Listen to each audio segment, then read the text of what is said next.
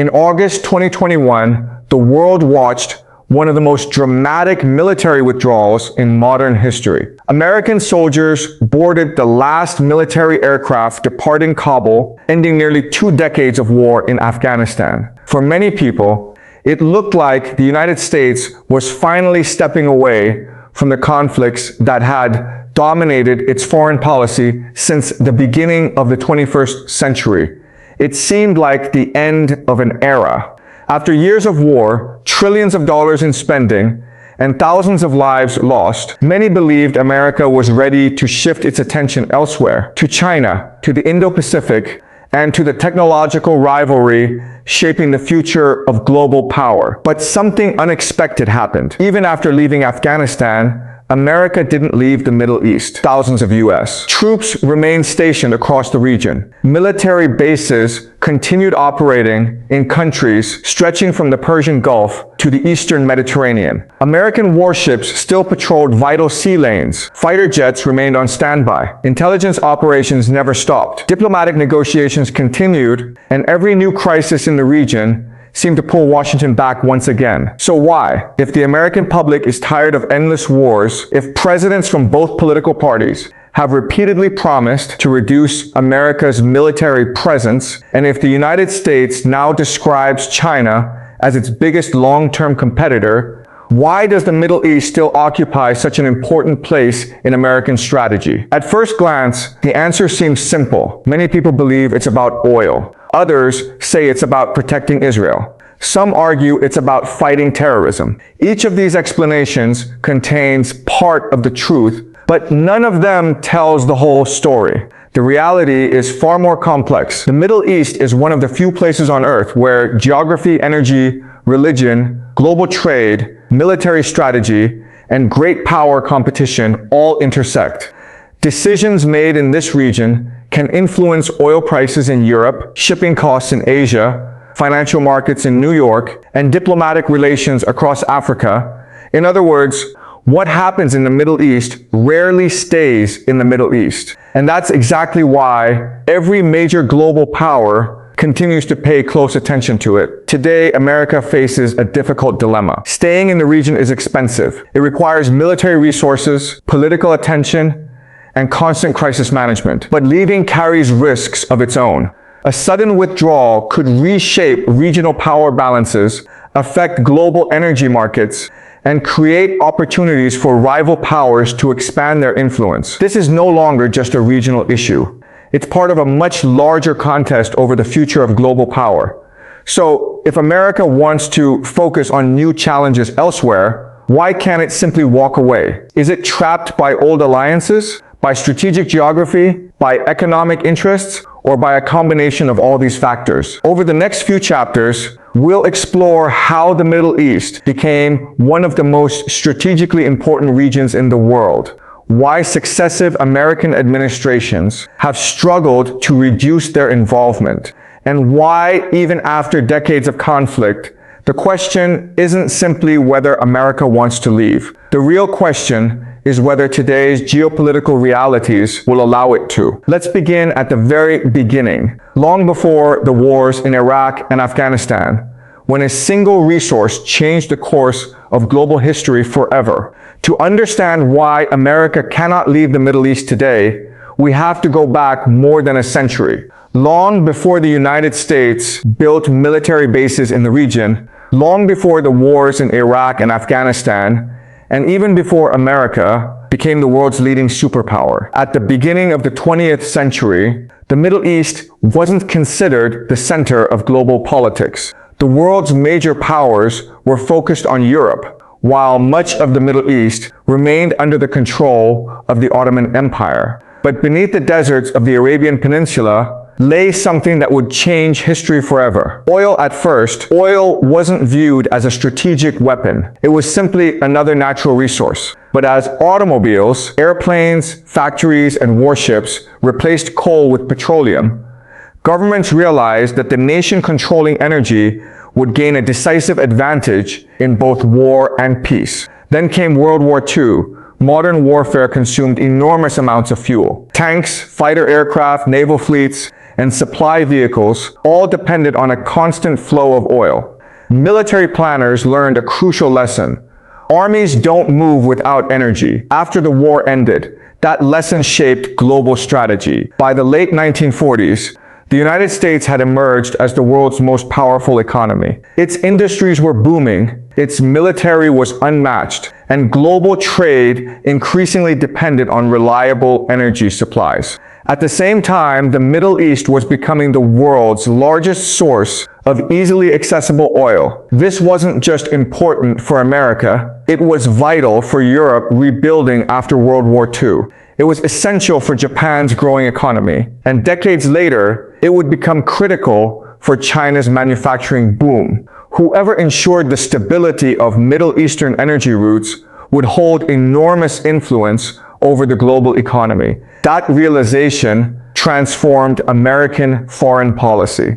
Washington began building relationships with countries across the region, not only because of shared political interests, but because stability in the Middle East increasingly meant stability for the world economy. One partnership became especially significant: Saudi Arabia. The kingdom possessed some of the world's largest proven oil reserves. Over time, cooperation between Washington and Riyadh evolved into one of the most important strategic relationships of the modern era. The basic understanding was simple. Saudi Arabia would remain a reliable energy producer, while the United States would help provide security against external threats. This arrangement shaped regional politics for decades. But oil wasn't the only reason America's role continued to expand. In 1948, the creation of the State of Israel introduced another major strategic dimension. From its earliest years, Israel faced repeated conflicts with neighboring countries. Over time, the United States became Israel's closest international partner, providing military assistance, intelligence cooperation, and diplomatic support. Supporting Israel became a long-term pillar of American policy in the Middle East. Then came the Cold War. The Soviet Union was also seeking influence across the region. For Washington, the Middle East was no longer just about oil. It had become a geopolitical chessboard. Every alliance mattered. Every government mattered. Every strategic waterway mattered. The United States expanded military cooperation, strengthened partnerships, and increased its regional presence to prevent Soviet influence from growing. By the time the Cold War ended, America had become deeply woven into the Middle East's political and security architecture. Then, in 1990, another crisis demonstrated just how important the region had become. When Iraq invaded Kuwait, fear spread rapidly across the international community. The concern wasn't only about one country invading another. There were serious worries that the conflict could threaten global oil supplies and destabilize the entire Gulf region. The United States responded by leading a broad international coalition to push Iraqi forces out of Kuwait. The Gulf War marked a turning point. After the conflict, America's military presence in the region expanded significantly. New air bases were established. Naval forces increased. Military cooperation with Gulf countries deepened. What had once been a limited strategic presence gradually evolved into a long-term security network stretching across the Middle East. By the early 21st century, the United States had become deeply connected to the region through military alliances, intelligence partnerships, energy security, counterterrorism efforts, and diplomatic commitments. Leaving was becoming far more complicated than entering, because once a superpower builds alliances, military infrastructure, and strategic responsibilities across an entire region, walking away is no longer simply a political decision. It becomes a geopolitical gamble. And just as America was adapting to this growing role, another event changed everything. The attacks of September 11, 2001, those attacks didn't just lead to wars in Afghanistan and Iraq. They fundamentally reshaped America's relationship with the Middle East, creating commitments and consequences that continue to influence U.S. policy today. In the next chapter, we'll explore how Iran, Iraq, Syria, and Israel turned the Middle East into a region that America finds extraordinarily difficult to leave. When people think about America's presence in the Middle East, they often imagine a single reason: oil, terrorism, or military bases. But the reality is far more complicated. America isn't tied to the region because of one country. It's tied to a web of interconnected conflicts, where a crisis in one nation can quickly affect several others. Among dozens of countries in the Middle East, 4 have played the biggest role in shaping American strategy over the past several decades: Iran, Israel, Iraq, and Syria. Each presents a different challenge. Together, they create a strategic puzzle that Washington has struggled to solve for decades. Let's begin with Iran. Iran, the regional power America can't ignore since the 1979 Iranian Revolution. Relations between Washington and Tehran have remained tense. The revolution transformed Iran from one of America's closest regional partners into one of its most determined strategic rivals. Over the following decades, disagreements expanded beyond diplomacy. There were disputes over Iran's nuclear program, regional influence, economic sanctions, and security in the Persian Gulf. Unlike many countries, Iran didn't try to compete with America by building hundreds of overseas military bases. Instead, it focused on what military analysts call asymmetric strategy. Rather than matching the United States plane for plane or ship for ship, Iran invested in missiles, drones, cyber capabilities, and relationships with armed groups across the region. This approach allows Tehran to influence events well beyond its borders while avoiding direct large-scale confrontation. For Washington, that creates a difficult challenge. Military superiority alone doesn't automatically solve political or regional problems. Every decision involving Iran has consequences that can extend into Iraq, Syria, Lebanon, the Gulf, and beyond. And that's one reason America continues to maintain a significant military presence across the region.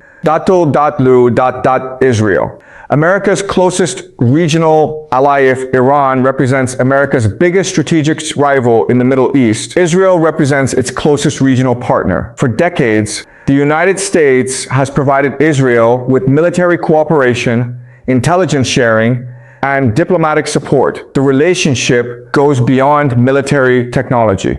It also reflects decades of political cooperation and shared strategic interests. But this partnership brings responsibilities. Whenever regional tensions rise, Washington often finds itself balancing multiple priorities at once: supporting an ally, reducing the risk of wider conflict, and protecting broader regional stability. Events involving Israel rarely remain isolated. Escalations can influence neighboring countries, affect diplomatic negotiations, and reshape security planning across the Middle East.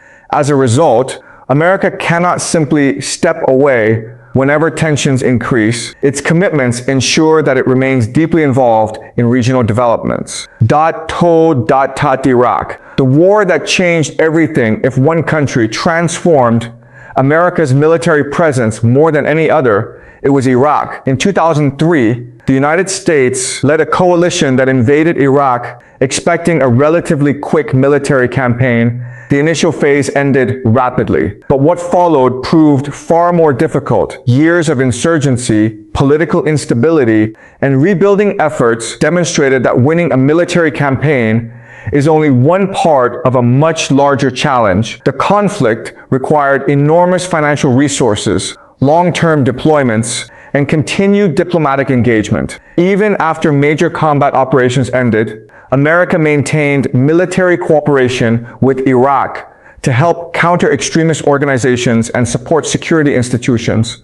Today, Iraq remains geographically important. It sits between Iran, Syria, Saudi Arabia, Kuwait, Jordan, and Turkey. Because of that location, developments inside Iraq often influence the wider region. For Washington, Iraq remains an important piece of the Middle Eastern security landscape. Syria. The conflict that drew everyone in Iraq showed how difficult it is to rebuild after war. Syria demonstrated how quickly regional conflicts can become international ones. The Syrian civil war evolved into one of the most complex conflicts of the modern era. Multiple governments, armed groups, and international actors became involved. Different countries supported different partners. The result was a conflict with overlapping political, military, and humanitarian dimensions. For the United States, Syria became important for several reasons: counterterrorism operations, regional stability, the security of neighboring allies, and concerns about the influence of other major powers. Even without deploying forces on the scale seen in Iraq, America remained engaged through military operations, diplomacy, and cooperation with regional partners. The Syrian conflict highlighted an important reality. Leaving a region doesn't always mean the region stops affecting you. Sometimes instability itself pulls outside powers back in. 100 strategic 4 countries. At first glance, Iran, Israel, Iraq, and Syria appear to be separate stories. But in reality, they are deeply connected. A change in one country can influence the others. Diplomatic decisions in Washington affect calculations in Tehran. Security developments involving Israel influence neighboring states. Political instability in Iraq can shape events in Syria. And regional tensions often spread across borders far more quickly than many people expect. For American policymakers, this creates a constant balancing act. Every decision carries risks. Every withdrawal creates new questions. Every military deployment has political consequences. This is why the Middle East cannot be understood by looking at just one conflict or one country. It is a network of alliances, rivalries, historical grievances, economic interests, and security concerns, all interacting at the same time. And while these 4 countries explain why America remains politically and militarily engaged, they still don't answer one critical question. Why is this region so strategically valuable to the entire world? The answer isn't found on a battlefield. It's found on the world's most important shipping lanes, energy corridors, and military choke points. In the next chapter, we'll explore the invisible interests, oil routes, the Strait of Hormuz, military bases, and global trade that make leaving the Middle East far more difficult than it appears. By now, it might seem that America's presence in the Middle East is driven entirely by politics and security. But beneath every diplomatic meeting, every military deployment, and every regional crisis lies something even more important: the global economy. Because in today's interconnected world, what happens in the Middle East doesn't stay in the Middle East. It affects fuel prices in Europe, shipping costs in Asia, inflation in America, and financial markets across the globe. To understand why America cannot simply leave, we need to look beyond borders and focus on the region's most valuable strategic asset, not oil itself, but the routes that carry it to the rest of the world. Hormuz, the strait that powers the world. Imagine a narrow stretch of water, only a few dozen kilometers wide. On a map, it doesn't look particularly important, but every day, millions of barrels of oil and other energy products pass through this tiny waterway. This is the Strait of Hormuz. It connects the Persian Gulf to the Arabian Sea, and from there to the rest of the world. Countries such as Saudi Arabia, Iraq, Kuwait, Qatar, the United Arab Emirates, and Iran depend on this route to export energy. For many importing nations, keeping this passage open is essential. If shipping through the strait were seriously disrupted, global energy markets could react within hours. Oil prices could rise sharply. Shipping insurance costs could increase. Supply chains could become more expensive. These effects would not remain limited to the Middle East. Consumers around the world could eventually feel the impact through higher transportation costs, higher fuel prices, and rising prices for everyday goods. This is why the Strait of Hormuz is often described as one of the world's most strategically significant maritime choke points. For the United States, helping maintain freedom of navigation in such waterways has long been considered an important strategic objective. Hogwarts, America's network of military bases. Many people imagine American power as aircraft carriers sailing across oceans. But another part of that strategy receives far less attention: military bases. Over the years, the United States has developed partnerships with several countries across the Middle East, allowing American forces to operate from key locations throughout the region. These facilities support air operations, intelligence sharing, logistics, humanitarian missions, and cooperation with regional allies. They also allow the United States to respond more quickly during emergencies. Without this network, every crisis would require forces to travel much greater distances. In strategic planning, time often matters just as much as military strength. The ability to respond rapidly can shape diplomatic decisions long before any conflict begins. Bro, it's not just about oil anymore. Many people assume America remains in the Middle East only because of oil. That explanation made more sense decades ago than it does today. The United States now produces far more of its own energy than it once did, yet its regional involvement has continued. Why? Because today's global economy is deeply interconnected. Even if America imported no oil from the Middle East, disruptions there could still affect allies, trading partners, financial markets, and the broader international economy. Energy prices influence transportation. Transportation affects manufacturing. Manufacturing affects inflation. Inflation affects economies around the world. In other words, stability in the Middle East remains closely linked to global economic stability. Protecting more than energy the Middle East is also home to some of the world's busiest shipping routes. Every day, commercial vessels transport energy, consumer goods, industrial materials, and food through regional waterways. Any prolonged disruption could ripple across international trade. This is why naval patrols, maritime security cooperation, and anti-piracy operations remain important parts of America's regional strategy. The objective is not simply military dominance. It is also about ensuring that global commerce continues to move safely and predictably. For a country whose economy depends heavily on international trade, secure sea lanes remain a major strategic priority. The cost of staying and the cost of maintaining military forces overseas is expensive. It requires personnel, equipment, logistics, and long-term political commitment. Many Americans have questioned whether these costs are worth paying.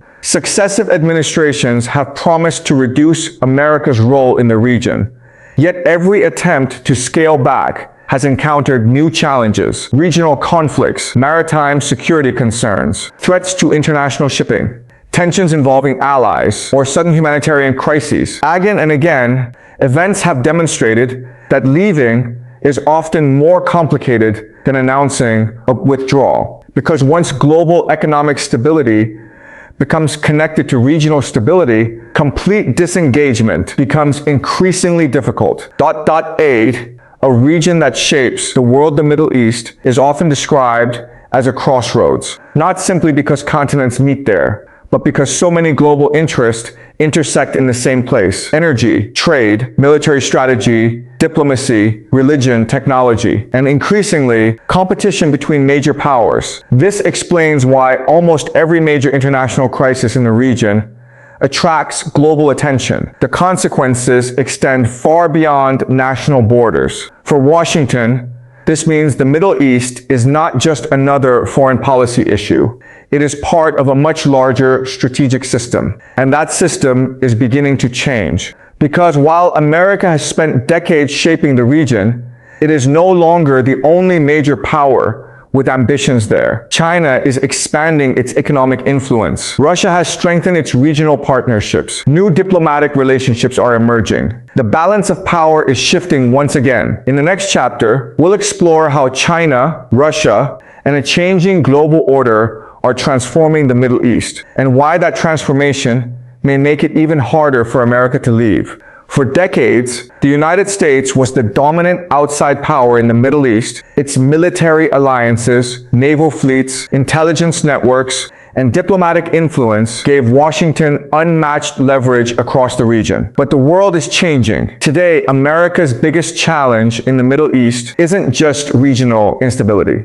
It's the growing presence of two global competitors, China and Russia. Neither country is trying to replace America overnight. Instead, they're expanding their influence in very different ways. And together, they're changing the strategic landscape of the Middle East. Tundle, China's quiet expansion. Unlike the United States, China has largely avoided building a large military presence across the Middle East. Instead, Beijing has chosen a different strategy: economics. China is now one of the world's largest energy consumers. Its factories, industries, and growing economy require enormous amounts of oil and natural gas. A significant portion of that energy comes from the Middle East. For Beijing, regional stability isn't just desirable, it's essential. That's why China has invested billions of dollars in ports, infrastructure, industrial projects, telecommunications, and transportation networks across the region.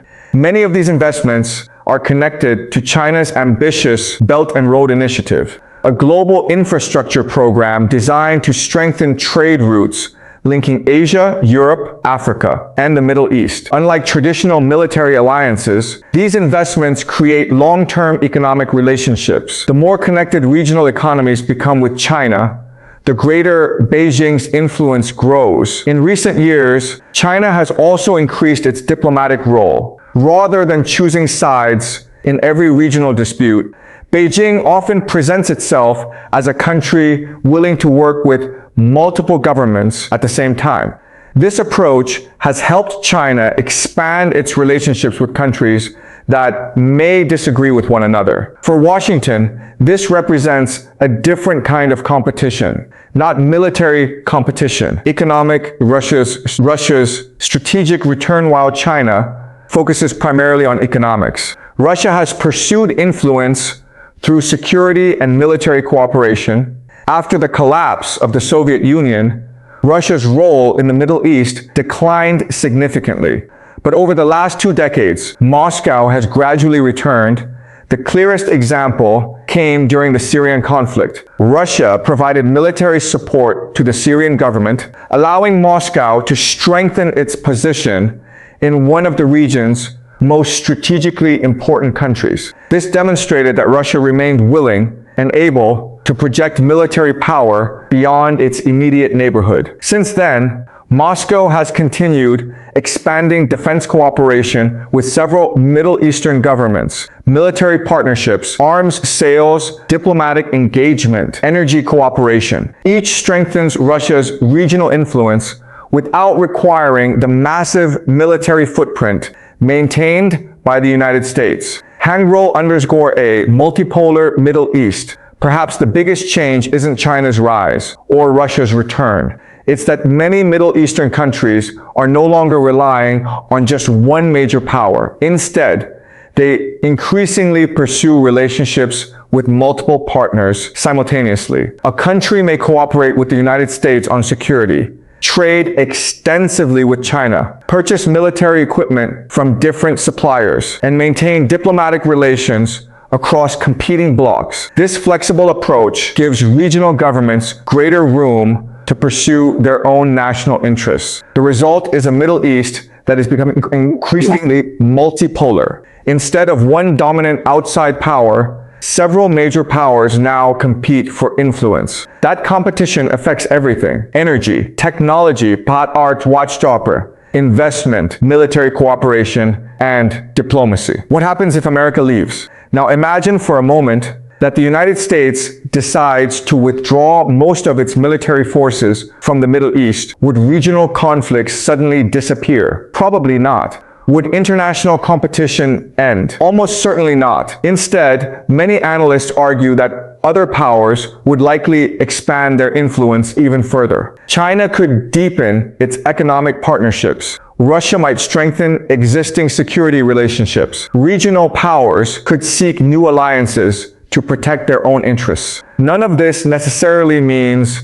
America would lose all influence, but it would almost certainly change the balance of power. For Washington, that's an important consideration. Leaving the Middle East doesn't simply create an empty space. It changes who shapes the future of one of the world's most strategically important regions. Harngrulos, the strategic dilemma. This is the challenge facing every American administration. Staying in the Middle East demands enormous financial, military, and political resources. Leaving could allow competitors to expand their influence over critical trade routes, energy networks, and regional diplomacy. Neither option is without cost. This is why U.S. policy often appears contradictory. One administration promises to reduce military commitments. The next responds to a regional crisis. Troop numbers rise, then fall, military operations change. Diplomatic priorities shift, yet America's overall presence never completely disappears. Because the question is no longer simply about the Middle East. It's about the future balance of global power. And that brings us to the final question. Can America ever truly leave the Middle East? Or has history, geography, and great power competition made that impossible? In the final chapter, we'll examine whether a complete American withdrawal is realistic, what the future of the region might look like, and why this question will continue to shape global politics for decades to come. For more than 20 years, one question has returned again and again in American politics. Isn't it time to leave the Middle East? Every presidential administration has promised, in one way or another, to reduce America's military involvement overseas. Some have withdrawn troops. Some have ended large-scale military operations. Others have shifted their attention toward Asia, where China is increasingly viewed as America's primary long-term competitor. Yet despite these changes, the Middle East continues to demand Washington's attention. Why? Because leaving isn't simply a military decision, it's a strategic one. Imagine the Middle East as the center of a giant web. Every thread is connected to another. Energy markets, global shipping routes, regional rivalries, military alliances, counterterrorism, international trade, the influence of China, the ambitions of Russia. Pull one thread, and the entire web begins to move. That is the challenge America faces today. If Washington dramatically reduces its presence, it could lower military costs and allow greater focus on other priorities. But it also risks creating uncertainty among allies who have relied on American security guarantees for decades. Regional powers might respond by strengthening their own military capabilities. Diplomatic balances could shift. New partnerships could emerge. Competitors could gain greater influence over one of the world's most strategically important regions. On the other hand, maintaining a large presence also comes with significant costs. Military deployments require enormous financial resources. Personnel remain stationed far from home. Political leaders must constantly respond to new crises, and every escalation carries the possibility of drawing America into another conflict that few people actually want. This is the dilemma. There is no perfect solution, only difficult choices. In recent years, the nature of American strategy has already begun to change. Instead of fighting large ground wars like those seen in Iraq and Afghanistan, Washington increasingly emphasizes technology, intelligence sharing, regional partnerships, precision operations, and diplomacy. Rather than acting alone, the United States often works with allies to address shared security concerns. The goal is no longer to control every development in the region. Instead, it is to protect key strategic interests while reducing the need for prolonged military interventions. Whether this approach succeeds remains uncertain. The Middle East itself is changing. Several countries are investing in economic diversification beyond oil. New diplomatic relationships have emerged between states that were once bitter rivals. Regional governments are increasingly pursuing independent foreign policies rather than aligning exclusively with one global power. At the same time, long-standing disputes remain unresolved. The conflict between Israel and various armed groups continues to affect regional stability. Iran's influence remains an important factor in regional politics. Civil conflicts and humanitarian challenges persist in several countries, and global competition between major powers continues to shape strategic calculations. In other words, the Middle East of tomorrow will not be the same as the Middle East of yesterday, but it will almost certainly remain one of the world's most important regions. So, can America ever leave? Perhaps not completely. Its military presence may become smaller. Its strategy may evolve. Its priorities may shift toward diplomacy and regional partnerships rather than large-scale wars.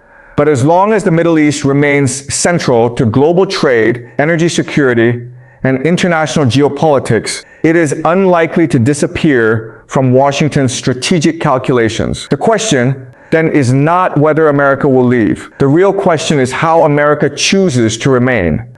Will it rely more on diplomacy than military force? Will regional allies take on greater responsibility for their own security? Will economic partnerships replace some traditional military commitments? Those are the questions that will define the next chapter of Middle Eastern geopolitics, because history has shown that no global power can simply ignore this region for long. Empires have risen and fallen here, trade routes have connected continents here, religions have shaped civilizations here. And today, the competition between the world's leading powers continues to pass through this same crossroads. The Middle East has never been just another region on the map. It is where geography meets strategy, where economics meets security, and where local conflicts often carry global consequences. That's why America has remained engaged for decades. And that's why, despite changing presidents, changing priorities, and changing strategies, leaving the Middle East is far easier to promise than it is to achieve. If you enjoyed this deep dive into global geopolitics, don't forget to like the video, subscribe to the channel, and turn on notifications for more documentaries exploring the strategies, history, and hidden forces shaping our world. Thanks for watching, and I'll see you in the next documentary.